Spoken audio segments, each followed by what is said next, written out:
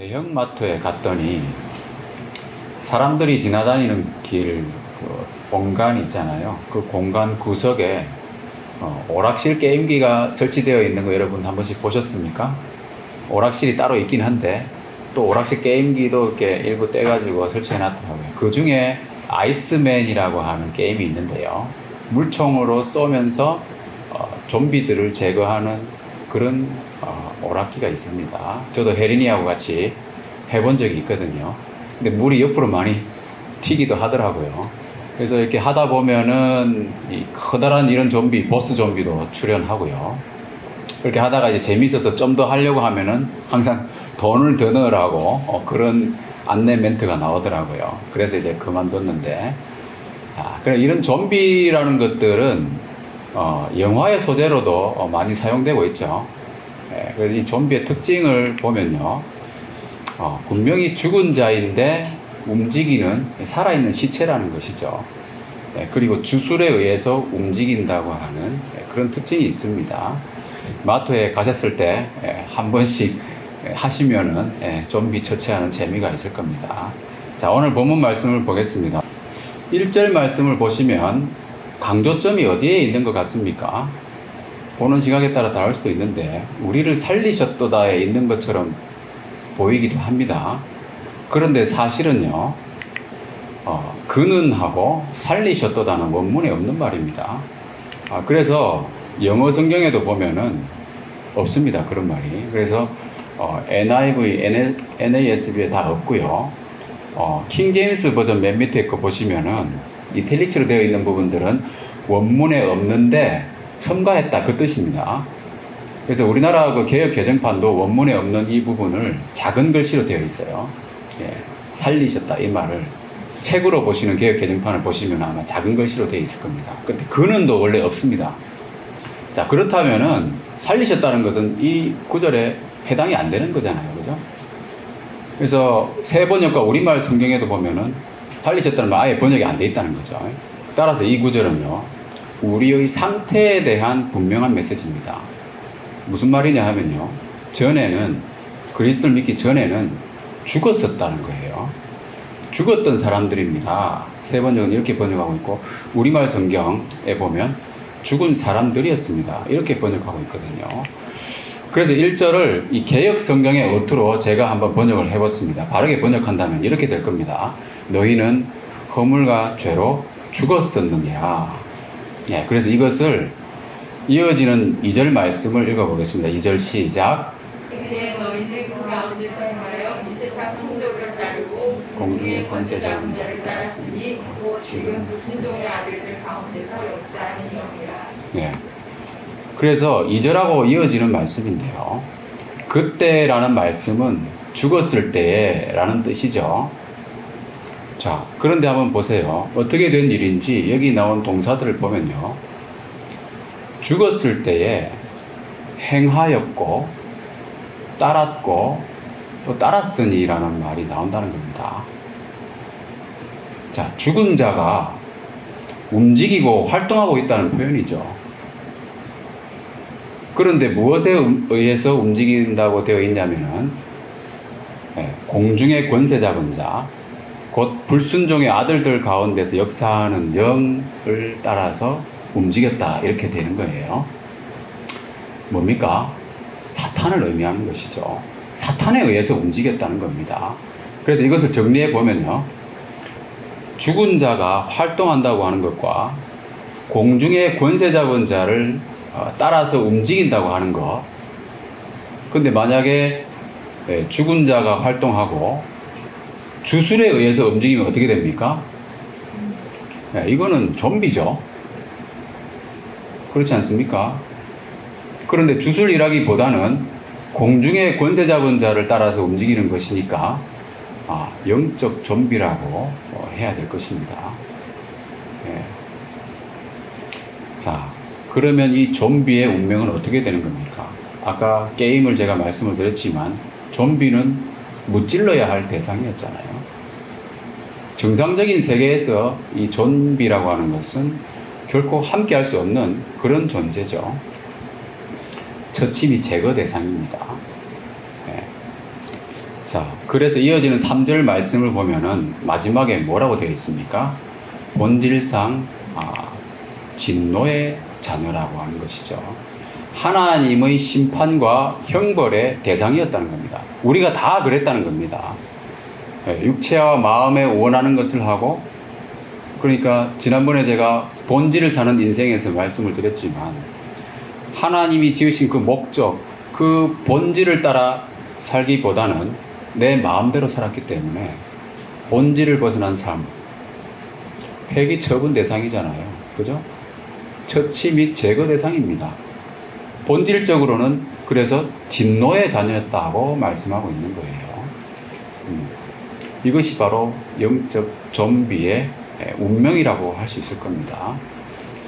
자, 그런데 4절부터 보면은 긍휼에 풍성하신 하나님의 사랑과 은혜에 대해서 말씀하고 있습니다.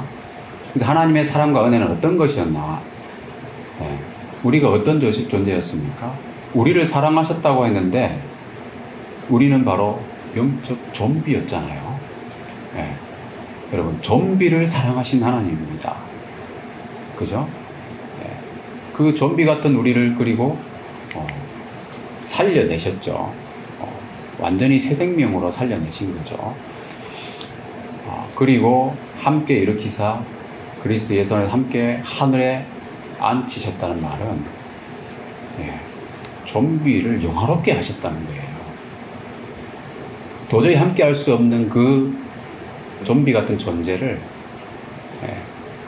영화롭게 하시는 하나님. 여러분, 하나님의 사랑과 은혜를 어떻게 표현해야 되겠습니까? 단지 크다고 말할 수 있을까요? 긍휼이 풍성하시다. 그죠? 지극히 크시다. 그 외에 우리 인간이 표현할 수 있는 말이 없어요. 놀라운 하나님의 사랑과 은혜입니다. 자, 5절과 6절에 보면은 구원에 관한 말씀이 나오는데요. 살리셨고, 그리고 일으키사, 앉히시니라고 하는 동사들이 나오는데요. 고대 그리스어에는요, 이 아오리스트라고 하는 이 독특한 시제가 있습니다. 우리말에도 없고 영어에도 없고, 이건 뭐냐면 부정시제라고 해가지고 한마디로 하면은 시제가 정해지지 않았다는 거예요. 여기 나와 있는 세 가지 동사 모두 다 이 아오리스트 시제로 되어 있거든요.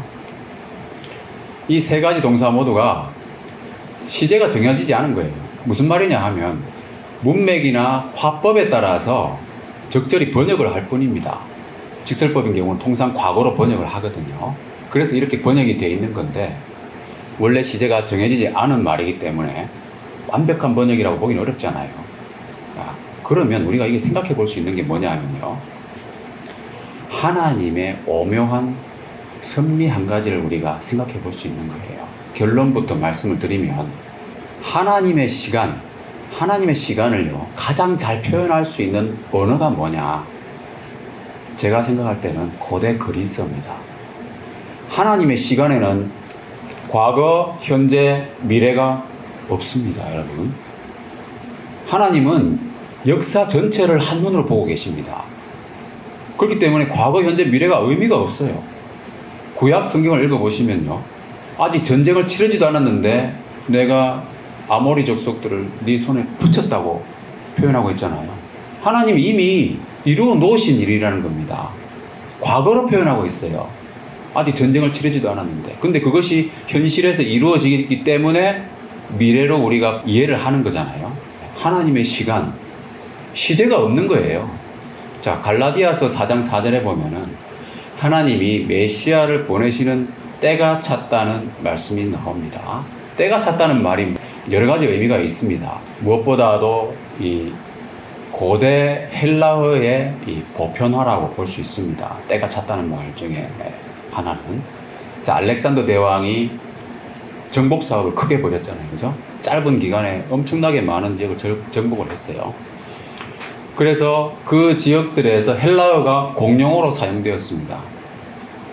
그런데 이 헬라어는 어떤 특징이 있냐 하면요, 아오리스트 시제라고 하는 제가 조금 전에 말씀드린 그 독특한 시제가 있고요. 그리고 형이상학적인 표현에 특화된 언어라고 할 수 있습니다. 여러분들 아시겠지만 소크라테스나 플라톤이나 아리스토텔레스나 다 그리스 사람들이잖아요. 그 사람들이 썼던 언어라는 거예요. 그 심오한 그리스 철학, 그 철학을 표현할 수 있는 언어였죠. 자, 그래서 이 헬라어는요, 이 시제가 특정되지 않은 하나님의 시간과 거듭남이라든지 위의 것이라든지 하늘에 속한 것들을 이야기하는 그 영적 의미들을 가장 잘 표현할 수 있는 언어라는 겁니다. 그래서 하나님은 예수님을 보내실 때가 찰 때쯤 해가지고 헬라 문화를 확산시켜 놓으신 거예요. 그래서 신약 성경이 헬라어로 지어졌잖아요. 신약 성경을 읽어보면 여러분 정말 심오한 그런 표현들, 우리가 이해할 수 없는 시제, 그 형이사학적인 의미들이 많이 담겨 있습니다. 그래서 여러분 믿음의 의미를 잘 표현하고 있는 말씀 중 하나가 갈라디아서 2장 20절인데요. 이 말씀 보시면은 내가 그리스도와 함께 십자가에 못 박혔나니. 사도 바울이 언제 십자가에 못 박혔습니까? 아니잖아요. 그런데 믿음이라고 하는 건 뭐냐면요, 믿어버리면요 예수님과 일체가 되는 거예요. 믿음이라고 하는 것은 일치시키는 의미가 있는 겁니다. 그래서 맨 마지막에 하나님의 아들 믿는 믿음 안에서 사는 것이다, 이렇게 표현하고 있습니다.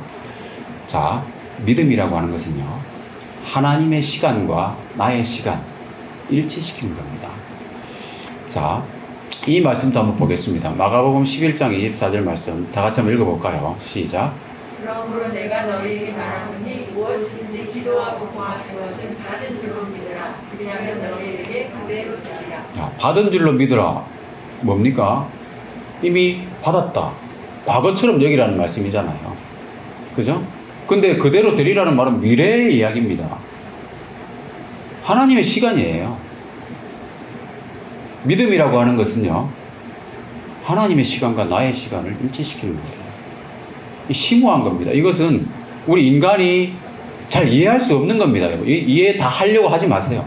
이것은 하나님께 속한 정말 이건 신비에 해당되는 겁니다, 여러분. 저도 완전히 이해 못하는 거예요. 이렇게 말씀을 전하고 있지만 신비로운 겁니다, 여러분. 그래서 우리 하나님을 기이하다고 이야기하잖아요. 예.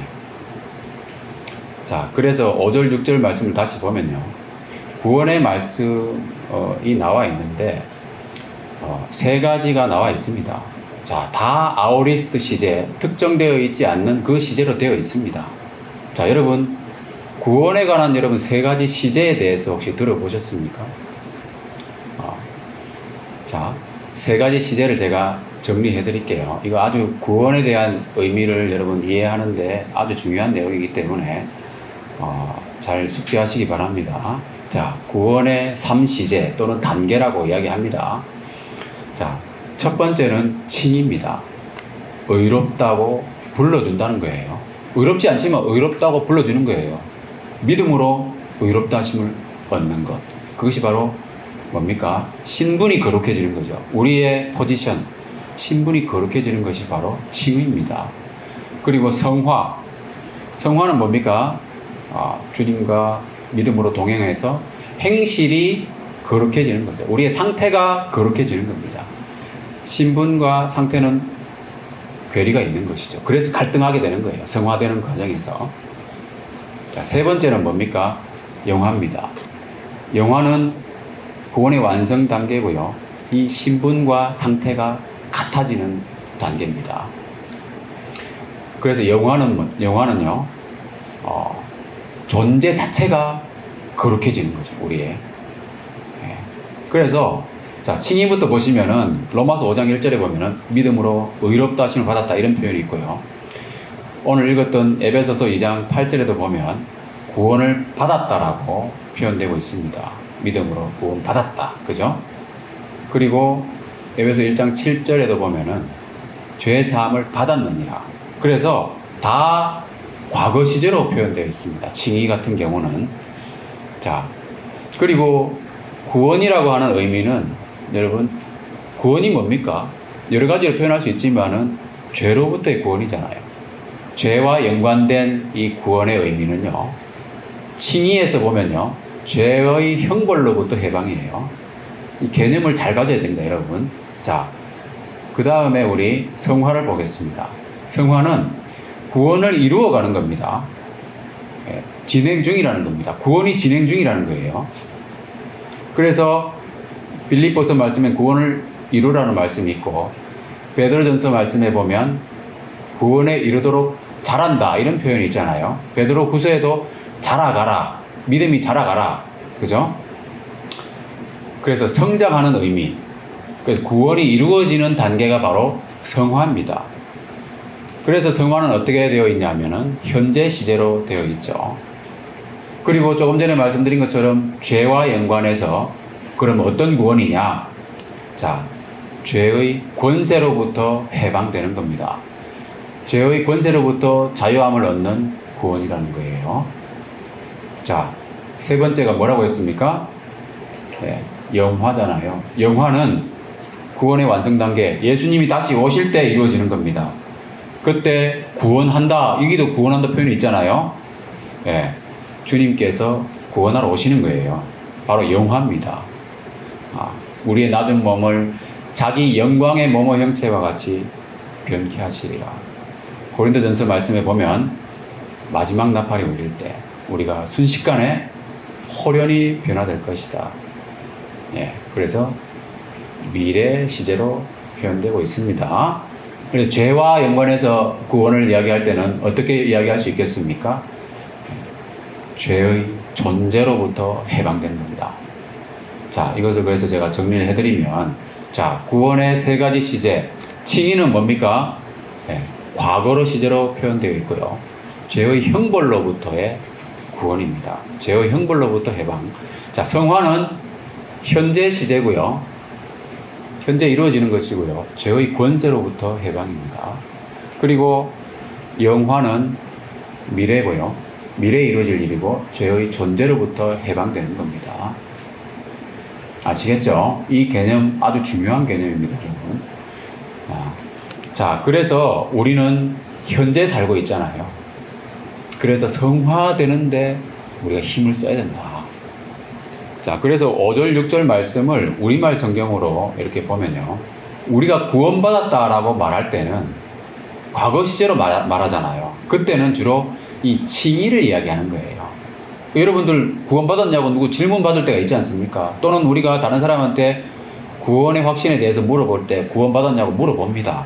실제로 이것은 성경적인 말이거든요. 자, 구원받았다라고 이야기하고 있잖아요. 성경 말씀에서. 이 말씀은 바로 칭의를 이야기하는 거예요. 그래서 과거 시제로 번역되고 있고 여기 전부 과거 시제로 번역되어 있잖아요.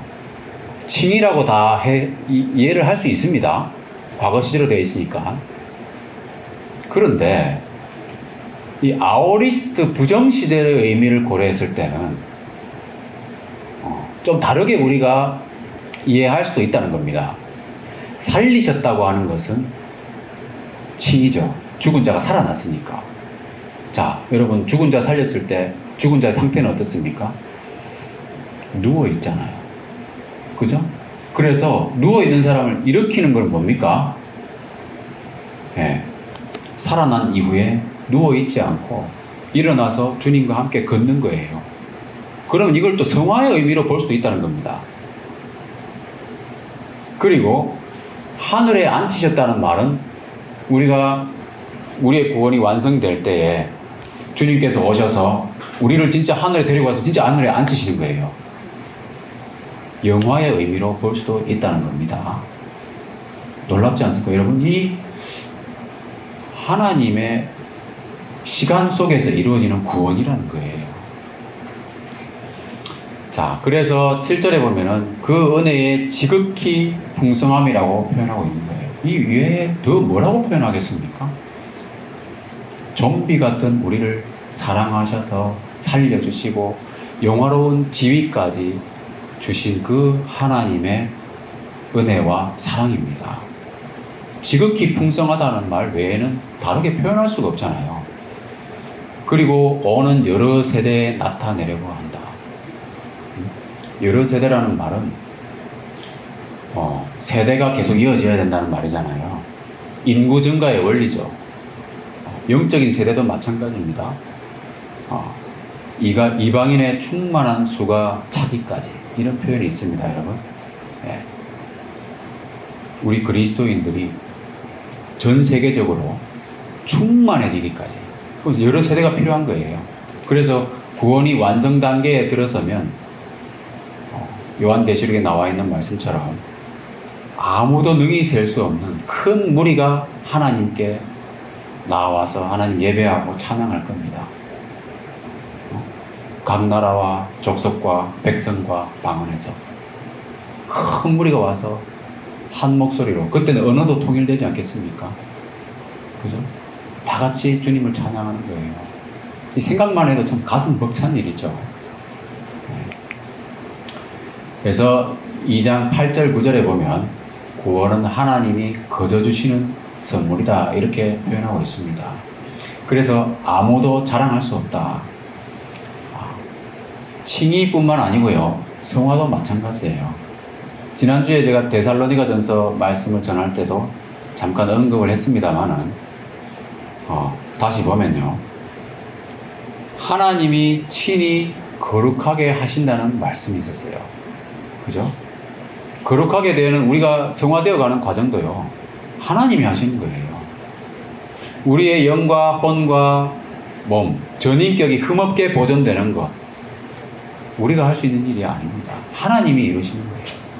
자, 우리가 그러면 힘써야 되고, 뭐, 애써야 되고, 노력해야 된다, 이런 표현을 하잖아요.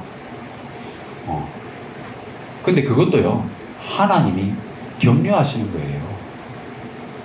하나님이 아니면 제가 그런 얘기 할 수 있겠습니까?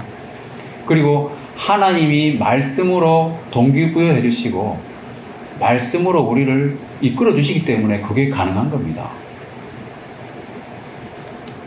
그래서 우리가 성화되기 위해서 힘써야 될 것은요, 무엇보다도 뭐겠습니까?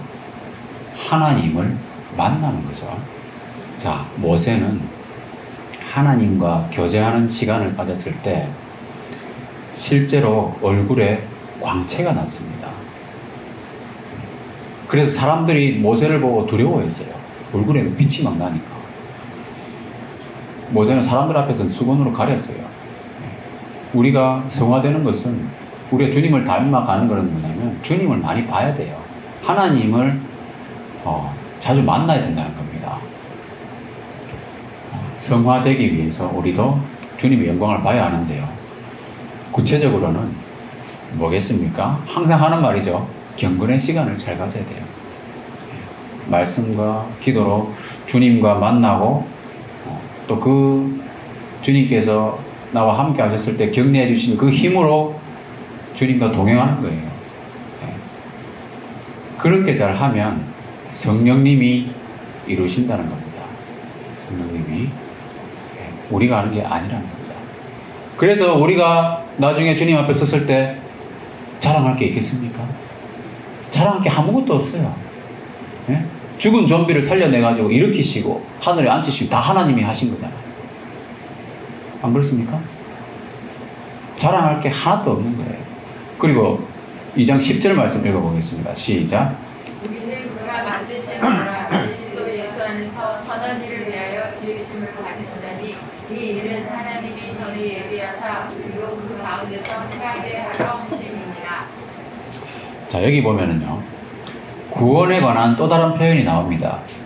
뭐라고 나오냐면 만드셨다고 하는 말씀, 그리고 지으셨다고 하는 말씀. 새로운 창조를 의미하는 겁니다. 그래서 고린도후서 5장 17절에 보면은 누구든지 그리스도 안에 있으면 새로운 피조물이다. 보라, 새 것이 되었다. 그죠? 새로 창조하셨다는 말씀을 하고 있는 거예요. 자, 구원에 관한 표현들을 오늘 본문에 나와 있는 말씀들을 보면은 살리셨다. 그죠? 일으키셨다. 앉히셨다.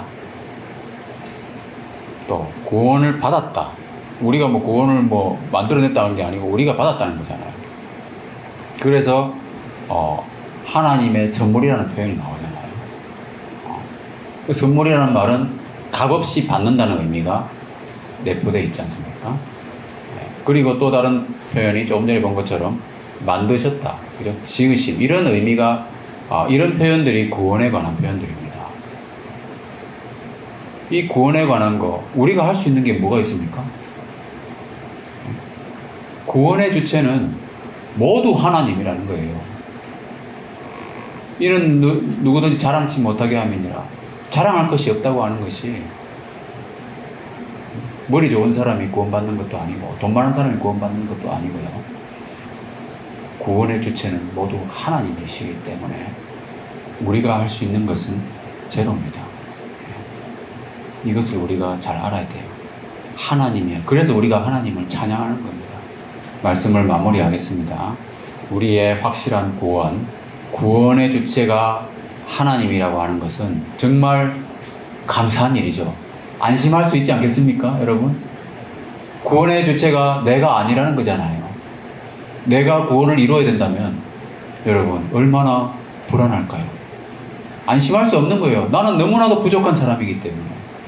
구원의 주체가 하나님이라고 하는 그 사실은 너무 감사한 일입니다. 하나님이 이루시니까 완벽하지 않겠습니까, 여러분? 그 하나님을 믿고 감사하는 거예요. 하나님의 사랑과 은혜는요, 지극히 풍성합니다. 영적 좀비를 살려내시고, 그죠? 일으키시고, 하늘에 앉히시는, 어떻게 그런 하나님이 우리 아버지인가? 여러분, 놀랍지 않습니까? 자, 현재를 살고 있는 우리는 성화되기에 힘써야 됩니다. 자, 그래서 성화에 대한 권면 다시 강조드리지만 가장 중요한 것은 구원의 확신이에요. 구원의 확신이 없으면 성화되기가 상당히 어렵습니다. 내가 정말 살아났다고 하는 것, 하나님이 나를 새롭게 만드셨다고 하는 것을 기억해야 돼요.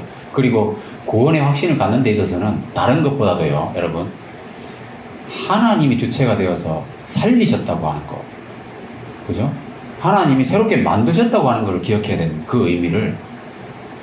그러면 생각해 보세요. 행해야 한다는 의미가 들어갈 틈이 없습니다. 구원에 관한 논란이 많은 것 중에 하나가 행위가 얼마나 포함되어야 되느냐, 이런 이야기 하는 사람들이 있거든요. 한번 생각해 보세요. 죽은 자가 뭘 할 수 있겠습니까? 행위의 의미가 들어갈 틈이 없습니다. 구원이라고 하는 것은. 그래서 구원의 확신 명확하게 가지시고요.